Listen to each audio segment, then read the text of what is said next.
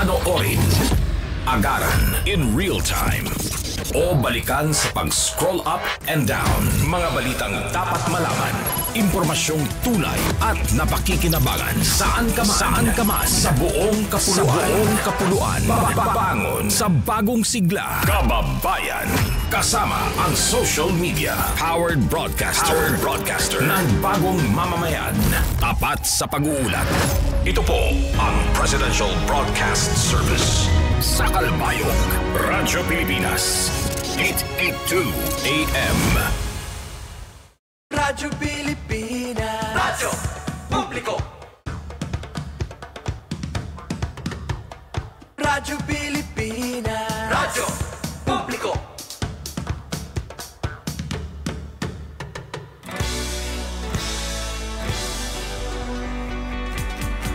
Mahalagang mga balita, napapanahong impormasyon. Kami ang inyong gabay pag may bagyo at sakuna. Serbisyo ng gobyerno kapag may nangangailangan. Mga proyekto ng Pangulo, damang-dama ang pagmamahal niya. Tulay ng mga hinaing, ang problema ng bayan ating lulutasin. Tulay sa himpapawid, tulay ng pagbabago. Radyo Pilipinas, Radyo Publiko ng bagong Pilipinas. Radyo Publiko, Radyo Pilipinas, Radyo Publiko ng bagong Pilipino. Mga proyekto ng Pangulo, damang-dama ang pagmamahal niya. Radyo Pilipinas, Radyo Publiko, ang boses ng Pangulo.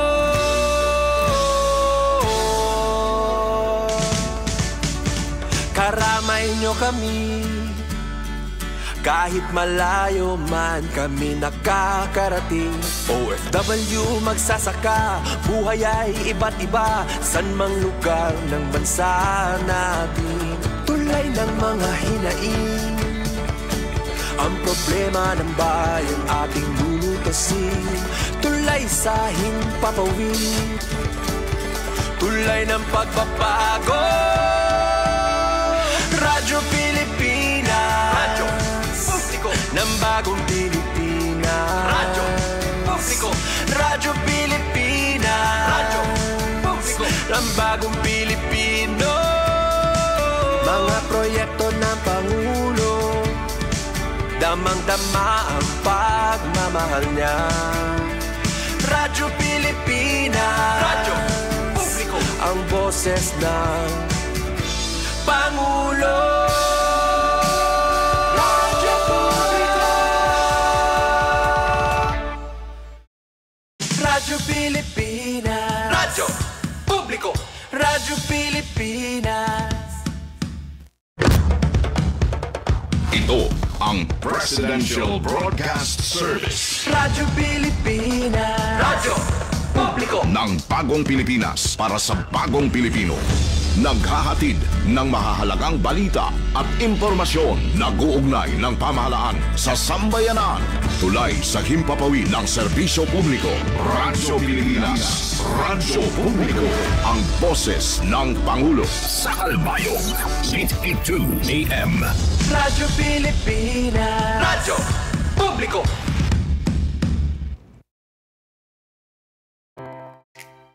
Sa pagkilala sa mahalagang papel na ginagampanan ng mga magsasaka sa pagkakaroon ng sapat na pagkain sa bansa, sinimulan ng Department of Agriculture ang pagbuo ng Farm and Fisheries Clustering and Consolidation Program o F2C2.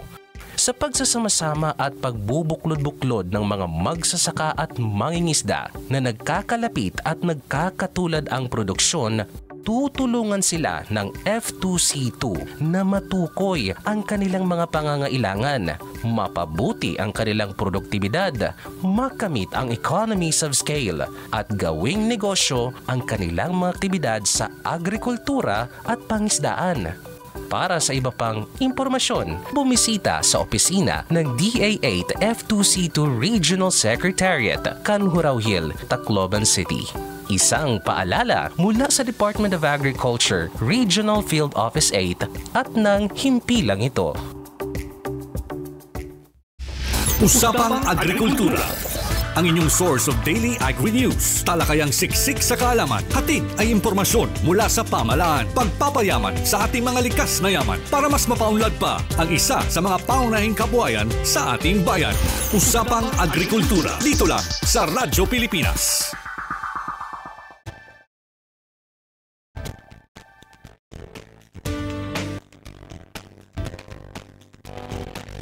Oras naton mga ka-agri.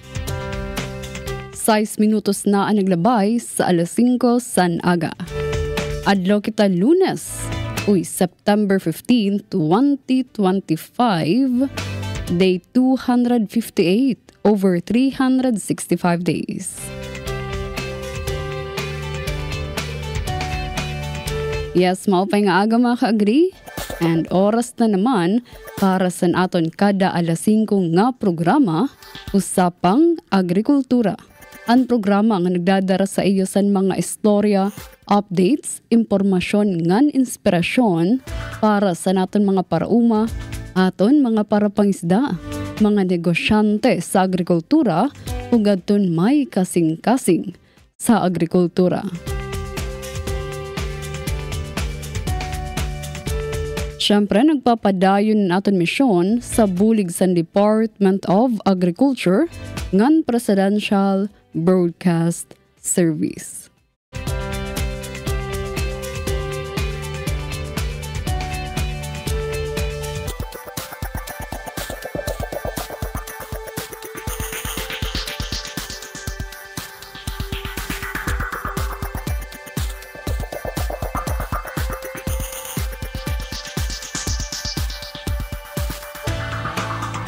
Okay, so mga kaagrano, para sa aton tupiko para na nga aga, aton pagharampangan about san aton paborito nga ube.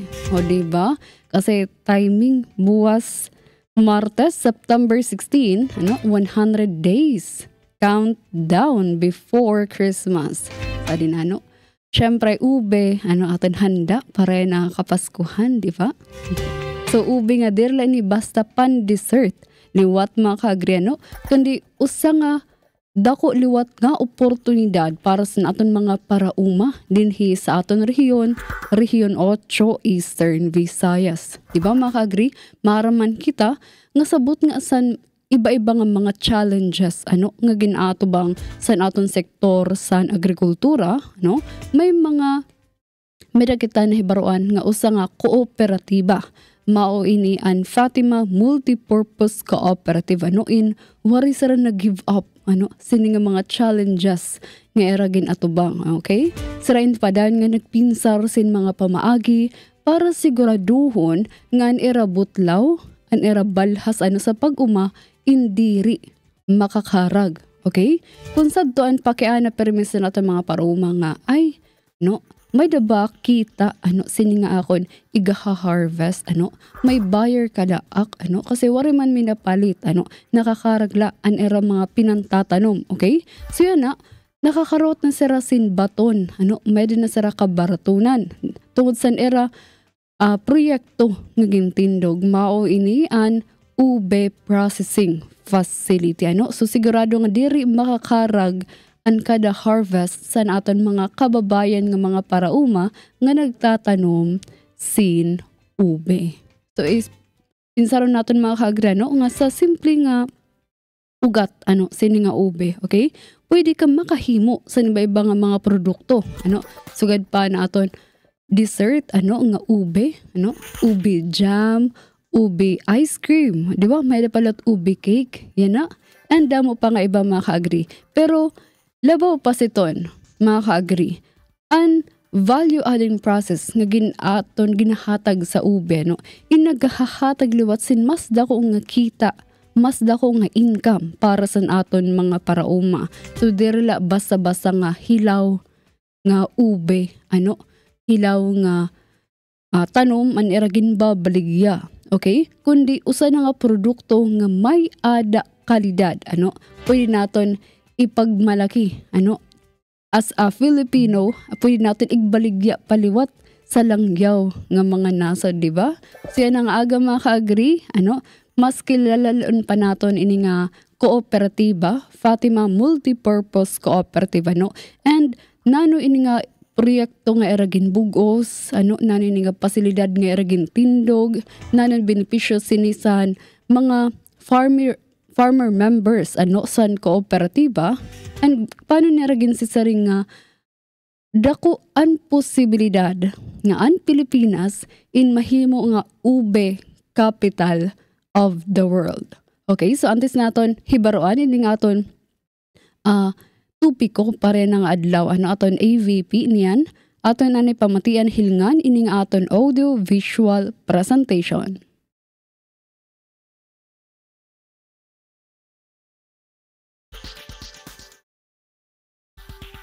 Adir. Okay, so aton nanay pamatian adi nga aton jingle nga ginpreparar sa Department of Agriculture ani at kita.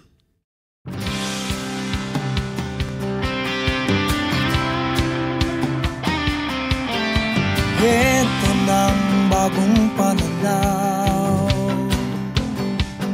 sa produksyon, malakas ang kooperasyon. Katuwang ng mga magsasaka, pamahalaan at pribadong sektor. Dadagdagan ang kaalaman sa kabuhayan. Sa negosyo, pahuhusayin ang kakayahan. Angkop at bagong teknolohiya, subsidyo, patubig at infrastruktura. Siguradong pagkain sa buong bansa. Masaganang ani, mataas na kita. Maunlad na buhay ng mga magsasaka at mga mangingisda. Siguradong pagkain sa buong bansa. Masaganang ani, mataas na kita.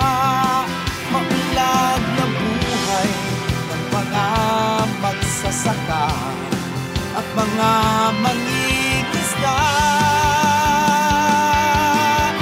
Siguradong pagkain sa buong bansa. Masaganang ani, mataas na kita. Maunlad na buhay ng mga magsasaka at mga mangingisda. Siguradong pagkain sa buong bansa. Siguradong pagkain sa buong bansa. Siguradong pagkain sa buong bansa. Siguradong pagkain sa buong bansa.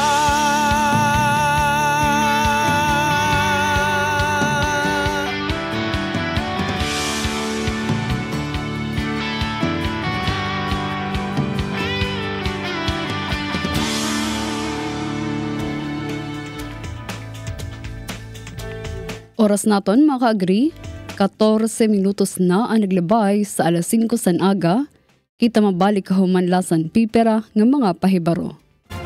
News and current affairs. Top stories of the day. Business, sports, music, and entertainment. Dadalhin sa inyo ng mas pinaganda, mas pinalawak, mas pinalakas. Radyo Pilipinas. Radyo Pilipinas. Radyo Pilipinas, Calbayo, DYOG, 882 AM. Itinuloy na po natin ang zero balance billing. Libre po. Ibig sabihin, ang serbisyo sa basic accommodation Sa ating mga DOH na ospital, wala nang babayaran ang pasyente. Ang dami pong challenge, hindi po namin alam kung saan namin kukunin, ganon, nag-iisip kung paano namin mababayaran. Siyempre po, masayang masaya, super saya po dahil na zero billing po kami. Opo, malaking ano po talaga, malaking tulong po. Mabilis lang din po. Bayad na ang bill ninyo.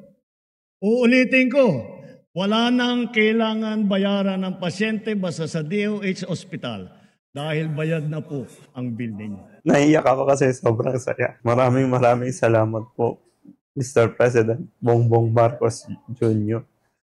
Hindi kami nagkamali ng taong ihinalal.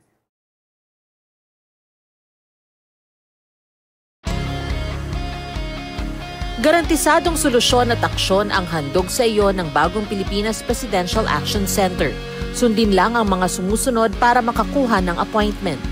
Para sa wala pang eGov.ph app account, panoorin ang video para malaman kung paano gumawa ng account. Kung meron ng account sa eGov.ph app, mag-login dito. Saka hanapin ang online registration tab para sa Bagong Pilipinas Presidential Action Center. Pindutin ito para makita ang available na government services. Piliin ang serbisyo na iyong kailangan mula sa listahan. I-upload ang requirements ng serbisyong kailangan mo. Pumili ng petsa at oras kung kailan nais pumunta sa Bagong Pilipinas Presidential Action Center. I-submit na ang iyong application at bigyan ng pagkakataon na ma-review ang iyong isinumiting requirements. Hintayin ang QR code para sa kumpirmasyon ng iyong schedule.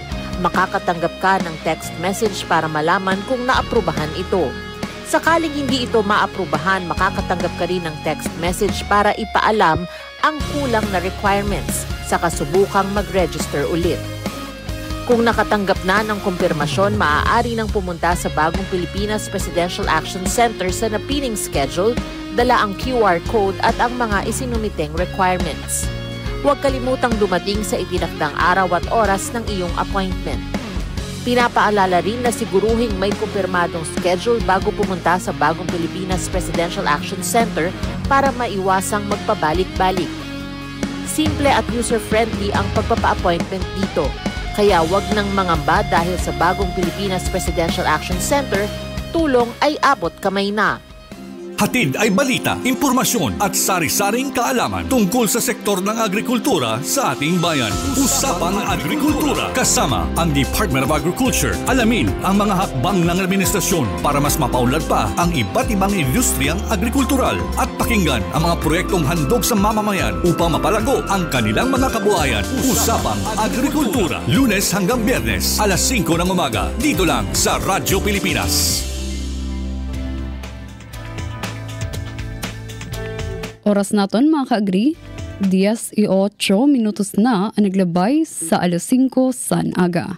So antes naton pamatian hilingan ini nga aton audio visual presentation about san gintatawag nga ube processing facility San Fatima Multipurpose Cooperative dida sa Tunga, Leyte. Okay? So pahapyawan na kita mga ka-agri. Karaga i-share sa iyo kung kay ano ba espesyal ini nga Fatima MPC, okay? Maaramba ka mo makaagri nga ini nga kooperatiba Fatima MPC nagtikang sarasin usa nga simple nga goal. Ano? May sara simple nga goal nga makabulig san era mga miyembro, san era mga parauma. And yan ano, umabot na sara sa punto nga nakapagtindog sira sin usa nga pasilidad mao ini an ube processing facility. Okay? Nga pwede mag-survey nga modelo dirila dinhi sa aton rehiyon, Rehiyon 8, kundi sa bugos nga nasod Pilipinas. So ini nga aton audio visual presentation yun ang aga makagri magdadara sa aton, makikita naton anoan sulod sini nga ube facility, ube processing facility. Makikita luwat naton paano nagtikang ining inisyatibo, okay? Paano sa ragin suportahan sa iba-iba nga ahensya sa gobyerno ug mga partners sugad sa Department of Agriculture, Visayas State University, Philroot Crops ug syempre ang Filipino Ube House nga mao ini ang naghatag sin oportunidad mga ka-agri para maikonekta ang aton mga lokal nga para umadinhi sa Rehiyon 8 sa mas hilawig pa, mas damo pa, mas dako pa nga merkado. So pinsara naton mga kagrano, sadto ang problema lasan aton mga paraumano nga ay waray buyer, waray may mapalit sini nga akong harvest, ay hamubula ang presyo, hamubula akon maibabaligya, sini nga akon mga na-harvest. Minsan nga ni nakakarag pa ni harvest kay waray good talaga buyer, okay? Pero yan may ada na sira kasiguraduhan. Sigurado sila nga maibabaligya ang era mga gin-harvest may mapalit san era mga produkto. May din na pasilidad nga makarawat sini nga gin-harvest nga ube ug hihimuon produkto nga may ada mas hitaas pa, tatagan pa hataas nga kalidad pinaagi sini nga value adding process, o diba?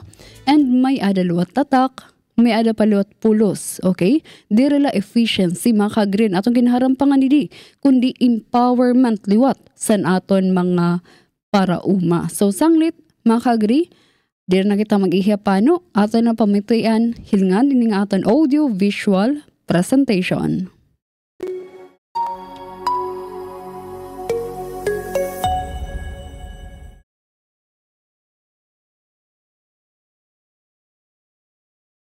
In a world where agricultural challenges on food security and sustainable development is inevitable, the Fatima Multipurpose Cooperative continue to innovate agri-ventures to assist farmers in not letting their hard work go to waste. Recently, a newly constructed ubi processing facility was launched and stands as a beacon of progress, driving innovation, supporting local farmers, and strengthening our nation's food system. This facility is the pride of the Fatima Multipurpose Cooperative in Tunga, Leyte. Yung OB naman, dati, nag-start kami pagkampi ng OB. Sabi namin sa mga farmers, bumibili lang kami ng mga deep purple, o yung walang halong color, sa tuber. And then na-realize namin, meron palang white and then rainbow color. So ngayon, first campaign namin, yung price namin is up to 20 pesos lang per kilo. Pero nakita namin, kung ang 20 pesos is sa deep purple lang, paano naman yung white? So marulugi sa farmer. Kasi nag-effort siya, and then hindi pala bibilhin ni Fatima. Kasi yung hinahanap ni Fatima is yung deep purple. So ngayon, tatlo na yung binibili namin, yung 0 to 49%, yun ang OB white. Binibili namin ng 20 pesos per kilo. Farm gate yun, pick up pa rin. And then yung rainbow color, 50 to 89%, may halo siyang white, and then purple, nasa 25. And then yung deep purple, meaning 90 to 100% yung color niya as purple, nasa 35 pesos sa ngayon. Farm gate price, pinipick up din namin sa kanilang area. Siguro ko panahon na for a change siguro. Kasi sabi nila, palagi lang walang nakita, mahirap pa rin. Siguro ko ito na yung chance natin. Kasi andito na yung industry. Kung sabihin nila, sir, pag mag-harvest kami, sigurado kayo na bibilhin yung harvest namin. Sabi ko, andito na yung planta. Maski wala pa kayong harvest, ginawa na namin para maipakita lang namin na seryoso kami. And then, makatulong din kami sa inyo kasi surprise yung namin, So, wala na kaming masabi kung ano man, andito na yung industry. So, kulang na lang yung pagtanim. FMPC makes sure that every harvest of the farmers adds value, not losses. Producing ubi is not just about efficiency, it's about empowerment. It's about giving farmers control, opportunity to increase their income. After that, we amended the bylaws, and then we had our allied services and venture into agribusiness, which is Kasaba and then OB. We want to help our farmer members uplift their lives. So not only agri-entrepreneur, also our farmers members. Pag nagbebenta sila, syempre members sila, ano sila ng total namin na operation, nakaka-share sila sa total operation namin regarding sa income sa Fatima Multipurpose Cooperative in terms of dividend and patronage refund. Ang nakapa-encourage sa amin sa board ng pag-introduce ng UBI is the manager and the operations manager, Mrs. Maria Teresa Aniston and Mr. Marlon Malikay, is they bring with them persons who has the promise of market. Like for example, when Mr. Malikay presented to us the OB production or business of OB, they bring with them Mr. Mejia, the CEO of Philippine OB House. When we hear about the presentation, because Mr. Mejia presented to us the OB business, then we were attracted because actually there is a promise, because aside from the Philippines, they also have presented to us the market outside, and also the price, and also the involvement of many farmers, because we saw that aside from cassava, ubi is also a promising root crop. Parang nakita namin na positive yun, yung especially to the farmers, because may mga, before the launching, nakita namin na may mga partners namin na parang willing to help in this OB venture. The facility ensures that fresh produce maintains its quality from farm to market, reducing waste and about boosting farmers' income. With the various products that can be made through UBI, FMPC was successfully established with the Filipino UBI House being the brain of its establishment. The Filipino UBI House has connected rural producers to national and international buyers, creating opportunities to the farmers to produce more. The main benefit is really that the economic side or the commercial side is centered on the cooperative, so you can be the farmers can be guaranteed that the trading practices are fair, that the quality standards that we have are consistent, and that we really look out for the benefit of the farmer. That's the core of what our whole operation is for, and I think that that is the key to our success, is focusing on the welfare of the farmer. Because there's no other way that we can really put ube on a global stage unless the whole value chain of ube is sorted out that way. So our markets range from the smallest businesses like yung mga lutong bahay, ube halaya makers, all the way to export markets. One example is a company from France who is a specialist in organic teas, and they distribute all over Europe. And right now we're talking with them, and they would like to really pursue our partnership. Unfortunately lang sa ngayon, we don't have enough supply. We're not able to accommodate even a small PO of theirs. So that's really the challenge we have, is that we don't have enough ube. Our big dream is to become the ube capital of the world.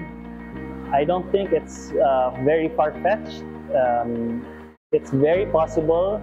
I think also that the leaders in the region, everyone from the DA, the private sector, the universities, everybody in the region seems to be very optimistic about this dream of becoming the ube capital of the world. And in my experience, if people are really willing to contribute and to collaborate, then nothing's impossible. The UBI facility is more than just a building. It is a dream by Fatima Multipurpose Cooperative achieved with the help of Filipino UBI House, PSU Fieldwork Crops, and other partners. It has undergone research with assistance from experts to effectively serve not just the consumers' needs, but the farmers as well. I'm focusing on the production side of the Fatima Multipurpose Cooperative. So more or less, we usually do the technical aspects in terms of the production support with the Fatima, especially the farmers. We do training, the massive training, or the detailed training of the cultural management practices from planting up to harvesting. We have more than 200 accession. So far, we have the white, the rainbow, and the purple. But mostly in the processing plant, they usually prepare the purple. Mostly the purple commands a higher price compared to the white. We carry out capacity building activities such as training of trainers. We also send students to ube production farms so that they would carry out research themes related to ube production and how to manage the soil to optimize ube production. And at the same time, we are into monitoring of these ube production sites and then provide our assessment and then relay that to the farmers. So since sa ube is considered as high value, yun nga lang matagal yung harvest, pero yung demand is hindi lang sa national pati international, kumbaga. As far as I know is kulang ngayon ang supply sa international, kumbaga. Pag kami nag-successful dito, I think makaka-distribute kami kahit porsyento lang or 1% sa needs ng world or nations outside Philippines, kumbaga. The success of ubi industry in the region is seen as a successful collaboration of various sectors that soon Eastern Visayas will stand as the ubi capital of the world.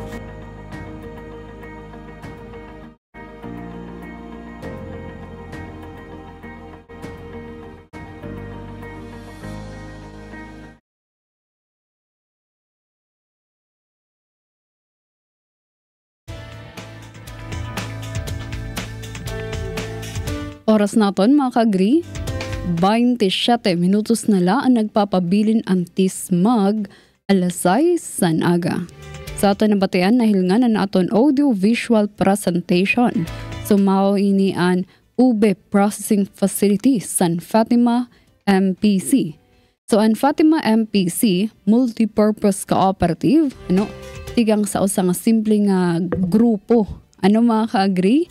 Diyan may ada na pasilidad nga pwede maghatag sindalan pa sa aton mga paraumano para makilala liwatan aton rehiyon, Eastern Visayas, sugad man an aton Pilipinas mismo, nasud Pilipinas nga ube capital of the world. So kinpipinsaran natin mga ka-agree, di relay ni about san pagtindog, san pasilidad, kundi ang tinuo nga siring pa importansya sin nga proyekto in adasan paghatag sin paglaom, paghatag sin bag-o nga direksyon san aton mga parauma. So siring pano ni Operations Manager Marlon Malikay San Fatima MPC nga siguro tingin niya panahon na san pagbabago. So mga ka-agree, ini na talaga ang tsansa san aton mga parauma.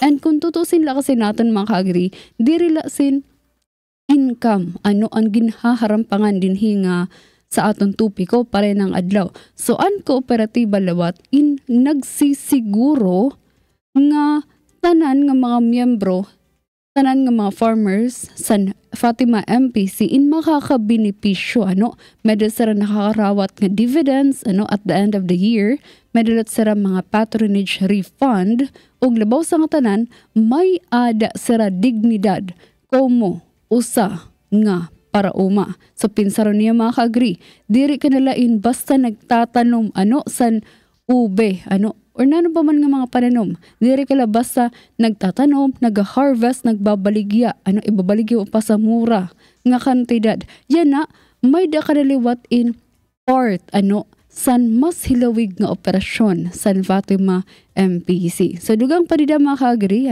dakulot nga bulig an Filipino Food House, ato na bateang kanina, tungod sa era, nagkamay-ada sin oportunidad an aton mga parauma nga makakonekta dirila dinhi sa aton lokal nga merkado, sa aton mga LGUs sa bungto o syudad man dinhi sa Region 8, kundi kutob sa mga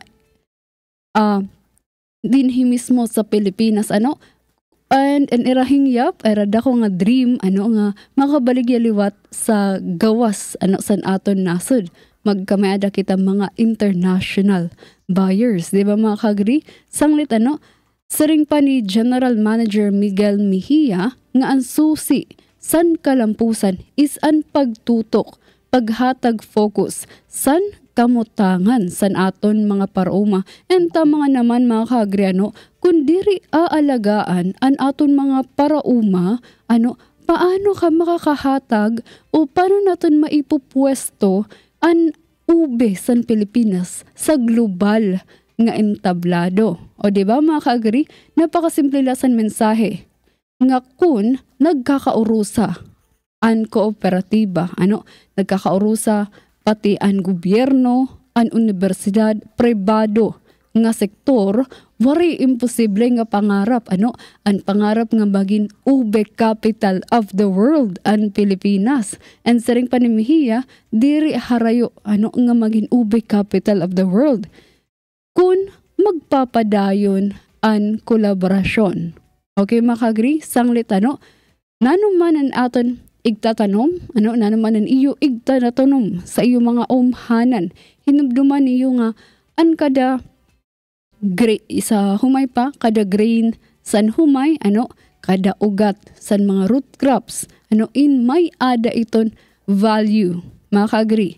Basta may ada tama ang sistema, may ada suporta, ug may ada kooperasyon. And sa aton nabatean na hilngan nga audiovisual presentation San Fatima MPC, ginpamatud-an nira nga posible nga himuon global champion an simple nga pananom an aton ube.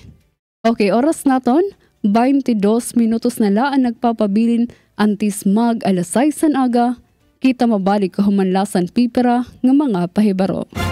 News and current affairs, top stories of the day, business, sports, music, and entertainment. Dadalhin sa inyo ng mas pinaganda, mas pinalawak, mas pinalakas. Radyo Pilipinas. Radyo Pilipinas Calbayo, DYOG 882 AM. This is a public service announcement. Discipline is the key. Umiwas sa aksidente sa daan. Ang pagmamaneho ay may kaakibat na responsibilidad, hindi basta mapaandar lang ang sasakyan.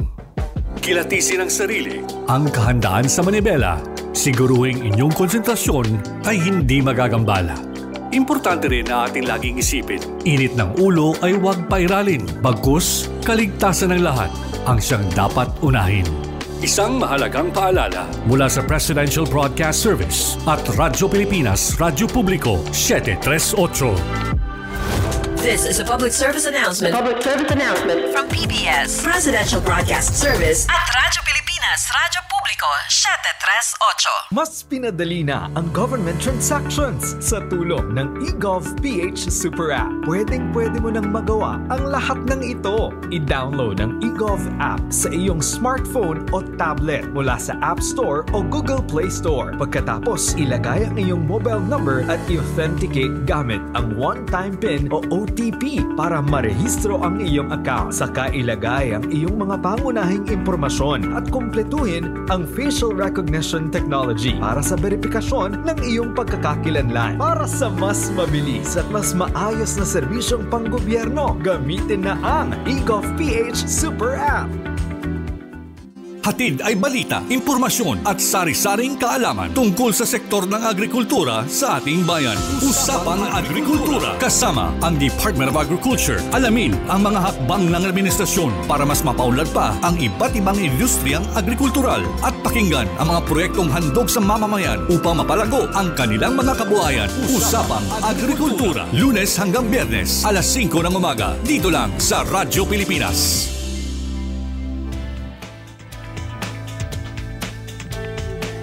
Alright, oras naton mga ka-agree. 20 minutos na lang ang nagpapabilin ang tismag alas 6 san aga. So para sa aton agri update nga naandam pa rin ang adlaw, siyahan, maaramba ka mga ka-agree nga todo suporta ang Department of Agriculture sa Department of Foreign Affairs, DFA, para sa nga special nga international treaty. Mao ini ang BBNJ Agreement o Agreement on the Conservation and Sustainable Use of Marine Biological Diversity of Areas Beyond National Jurisdiction. Ano so kalaba mga ka-agree? Pero simple lang ini nga agreement, BBNJ Agreement, nga aton proteheran ang aton dagat, ang aton yaman dagat. Saring pa ni Agriculture Secretary Francisco Chu Laurel Jr.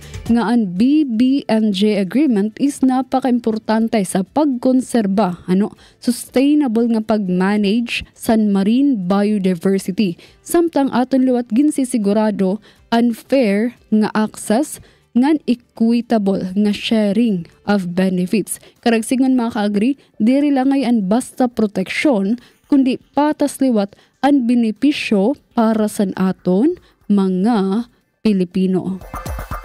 Nahinumduman ba ka mga ka-RP nga kung nato may hinumduman na-ratify na ni Presidente Ferdinand R. Marcos Jr. sa ito naglabay tuig 2024 pero kinahanglan pa sa Senate concurrence. Sanglitin na ginuduso utrosan gobyerno para maipasar, may deposit na sa United Nations. Sa makagri, kunin ka sa maaprobahan na ini nga BBNJ Agreement in makakaungay dayon ng Pilipinas sa unang Conference of Parties COP1. Karagsingon, may ada na kita boses sa global nga entablado pag-ulpot sa marine protection. Di ba mga ka-agree? Saring pa ni Undersecretary Drusilla Esther Bayate, ini ang susi para mas mapakusog pa ang posisyon sa Pilipinas sa harampang san pandagat o dinabinasan aton mga coastal communities. So as of end of August 2025, may din na 55 nga mga states ang nakapag-ratify. So kinahanglan sa 60 para maging official na ini. Ug may adalawat tsansa mahitabo ini sa UN General Assembly, yan ang maabot September 23, October 26. So makagrano, hinumduman lang naton nga samtang ginpoproteheran liwat naton na naton dagat, ingan po proteheran liwat naton ang kasiguraduhan nga magkakamiada sin pagkaon sa kada lamesa san kada Pilipino. Usapang Agrikultura. Usapang Agrikultura. Dito sa Radyo Pilipinas. Okay, sa mga kagri, sa aton ikaduha nga balita, adi naman, okay, official nga gindeklara, utro nga bird flu free ang Camarines Sur. Yes, mga kagri, after 5 months, utro, sa ori nga kasusan H5N9 virus, nakalaya na o bird flu free na ang probinsya tikang sa banta sa avian influenza. Ginpermahan mismo ni Agriculture Secretary Francisco Chu Laurel Jr. ang Memorandum Circular number 27 nga nagsisiring nga safe na otro ang Camarines Sur. Ini nga deklarasyon in base sa international guidelines ng World Organization for Animal Health. Pahayag pa ni Secretary Laurel, meaning sinima kagri, pasado sa world-class standards ang aton pag-manage sa Pilipinas sa bird flu. So kung mahihinumduman mga kagri, sa taon April 2025, san madetect ang pinakaurhing nga kaso sa bird flu sa usang backyard duck farm sa Kamaligan. Pero, otro ngan malaksing umaksyon an LGU ug an DA Regional Office 5 kaupod an Bureau of Animal Industry. So ginhimo sira o nagbuhat sira sin mga aktibidades sugad sa depopulation, disinfection ug movement restrictions. Ang nagresulta naman sini waray na bagong kaso sa 1 kilometer ug 7 kilometer surveillance zones. Ug para maging mas klaro makagrano, sadto nga natamaan na luwat sa H5N1 ang kamsur sa 2022.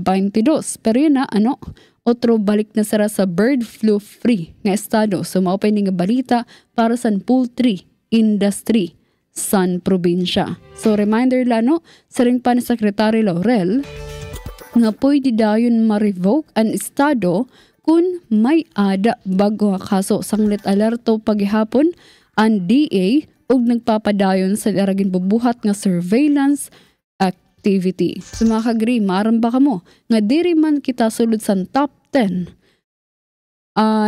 nga producer san manok o itik an kamsur, dakulat ini nga boost para sa overall nga poultry industry sa nasod Pilipinas. So imagine na natin mga kagri, chicken production sa Pilipinas naghitaas sa 6.8% sa naglabay tuig 2024. So maabot ini sa 2.08 million metric tons nga may ada value nga 278.66 billion pesos. Sanglit naman mga kagri, in baton na kita, in sagot na kita san gobyerno para san pagproteher san aton food security. So karigsingon, nga sa pagsigurado san gobyerno nga kun malimpyo an usang farm, in magkakamedalawat kita san safe nga pagkaon para sa kada Pilipino. Usapang Agrikultura. Usapang Agrikultura. Dito sa Radyo Pilipinas.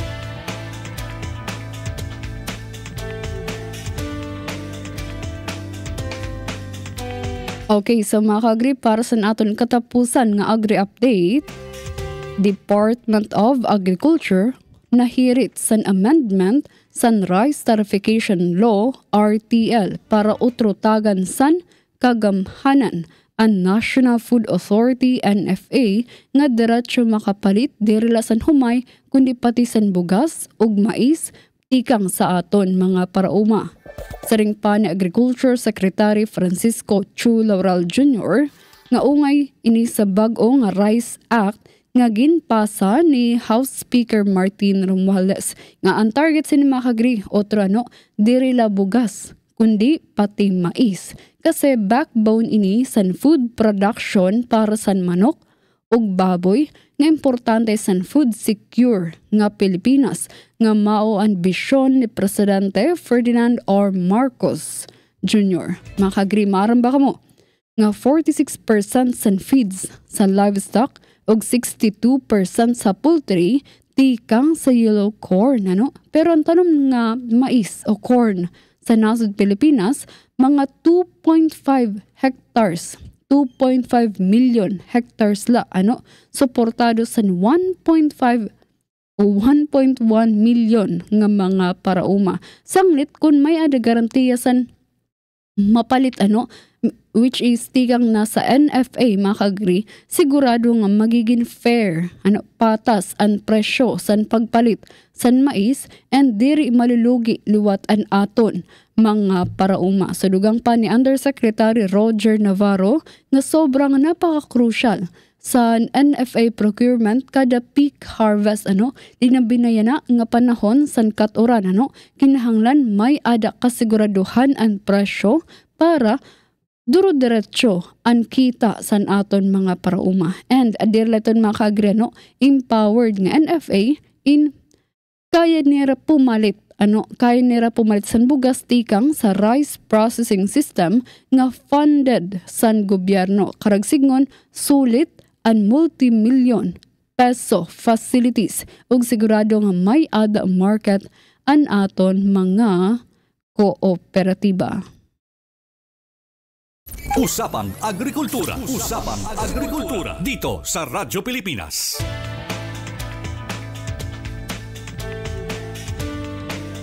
Alright mga kagri, oras naton, just minutos na lang nagpapabilin antis mag-alasay sa naga.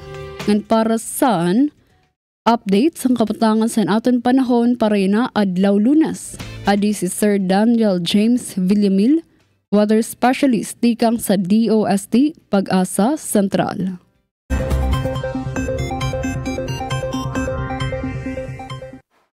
Magandang umaga mula sa Pag-asa Weather Forecasting Center. Ito ng ating update sa magiging tayo ng panahon sa susunod na 24 oras. Huling namataan itong low pressure area na ating minomonitor sa loob ng ating Philippine Area of Responsibility kaninang alas 3 ng umaga sa layang 235 kilometers kanluran ng San Jose, Occidental Mindoro. Sa ngayon, hindi natin inaasahan na magiging isang ganap na bagyo itong low pressure area na ito, pero patuloy pa rin ito magdudulot ng makulimlim na panahon sa malaking bahagi ng Luzon. Samantala, ito namang easterlies o yung hangin na nanggagaling sa Dagat Pasipiko ay nakikita natin dito sa ating latest satellite images. Ito yung mga makakapal na kaulapan dito sa area ng Batanes at Babuyan Islands. So, over Cagayan Valley, asahan natin yung epekto ng easterlies. So, makulimlim na panahon at mataas sa tsansa ng pag-ulan. So, malaking bahagi nga ng Luzon, including itong western section ng Visayas dahil sa epekto nitong low pressure area at itong easterlies, asahan natin itong makulimlim na panahon. Sa nalalabing bahagi ng Visayas at buong Mindanao, ay bahagi maulap hanggang sa maulap na papawiri na ating inaasahan, maliban na lamang sa mga usual afternoon to evening na mga localized thunderstorms. At bukod sa low pressure area na ito, wala pa naman tayong binabantayang anumang sirkulasyon o other weather disturbance within the Philippine Area of Responsibility. At para naman sa magiging lagay ng ating panahon ngayong araw dito sa Luzon, so dahil sa epekto nitong easterlies o yung hangin na nanggagaling sa Dagat Pasipiko, asahan natin itong mataas sa tsansa ng makulimlim na panahon at mga kalat-kalat na pag-ulan dito sa area ng Cagayan Valley. Samantala, dahil naman sa low pressure area dito sa may West Philippine Sea, sa may kanluran ng Occidental Mindoro, inaasahan pa rin natin yung makulimlim na panahon over most of Luzon. So kahapon ng 11 PM nag-issue na tayo ng final weather advisory para sa low pressure area na ito. So nangangahulugan na masihina na yung mga pag-ulan na ating mararanasan. Wala na tayong inaasahang mga tuloy-tuloy at mga malalakas na pag-ulan o na dulot nitong low pressure area. So ayun nga, makakaranas pa rin po tayo ng makulimlim na panahon ngayong araw at mga pag-ulan, pero yung intensity ay mas mahina na as compared sa mga nakarang araw.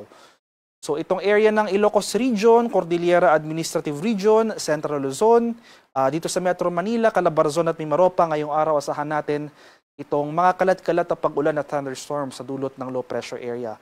Improving conditions naman or improving weather conditions sa ating mararanasan over Bicol Region.